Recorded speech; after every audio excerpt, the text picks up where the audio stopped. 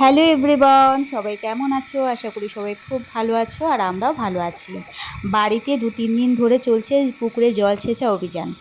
পুকুরে জল ছেঁচে মাছ ধরার কথা ছিল আরও 10-12 দিন আগে, কিন্তু যেহেতু যখনই পুকুরের জল ছেঁচে মাছ ধরা হয় সবসময় আমরা থাকতে পারি না, আসতে পারি না, তাই বাবা ঠিক করলো যে কীর্তনে যখন আমরা আসবো তখনই আর কি পুকুরে জল ছেঁচে মাছ ধরা হবে।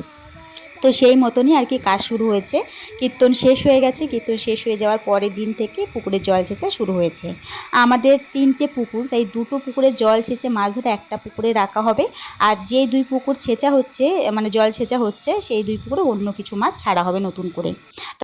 পুকুরে কিছুটা জল থাকা অবস্থাতেই কিন্তু বেশিরভাগ মাছই কিন্তু জাল টানা দিয়ে ধরে নেওয়া হচ্ছে অন্য পুকুরে ছাড়ার জন্য। কারণ বাটা, পোনা এই সমস্ত মাছ কিন্তু জল কমে গেলে মরে যায়। অলরেডি গরমে ওরা ক্লান্ত হয়েই গেছে, আর যদি এরপর আরও জল কমে যায় তখন ধরা হয় তখন তো বেশিরভাগ মাছটাই মরে যাবে।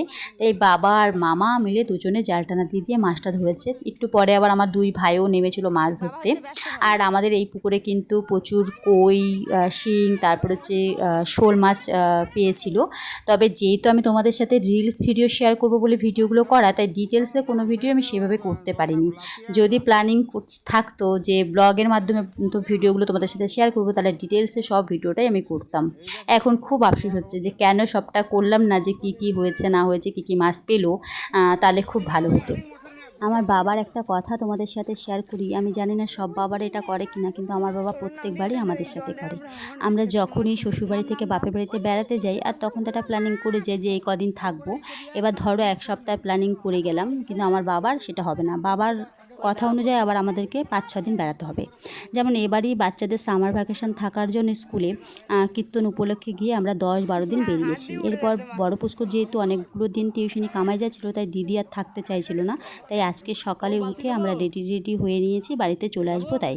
কিন্তু আমার বাবা সেই আসার মুহূর্তে সব থেকে অবুঝ আর বাচ্চা হয়ে যায়। তখন এমন কথা আমাদেরকে শোনায় আর এমন ঝামেলা করে যে থাকতে আমাদেরকে বাধ্য করে। মানে আজ যাবি না, আজ না কাল, কাল না পরশু, এরকমটা করে। যেমন আজকেই বাবার কথা হচ্ছে গিয়ে পুকুরে জল ছেঁচা হবে, মাছ ধরা হবে, সেই মাছ খেয়ে দিয়ে তারপর তোরা বাড়িতে যাবি। আর সেই মাছ ধরা দেখতে গেলে প্রায় 3-4 দিনের গল্প। আর সত্যি কথা বলতে আমাদের সেই 3-4 দিন কিন্তু থাকতেও হয়েছিল বাবার কথা মতো। যখন আর কি এত রাগারাগি জোরাজুরি করার পরেও আমরা আর কি থাকতে পারি না, আমাদেরকে চলে আসতেই হয়, সেই সময় বাবা মার মুখের দিকে তাকালে বুঝতে পারি যে ওদের কতটা কষ্ট আর কতটা মন খারাপ হয়। কিন্তু কিছু করারও থাকে না, কখনো চলে আসতেই হয়, যখন সম্ভব হয় তখন থেকে যাই। এতদিন শুধুমাত্র ওয়েট করেছিল যে আমরা গেলে পরে পুকুরে জল ছেঁচে মাছ ধরা হবে, আর সেখানে আমাদের চলে আসার তো কোনো প্রশ্নই হয় না।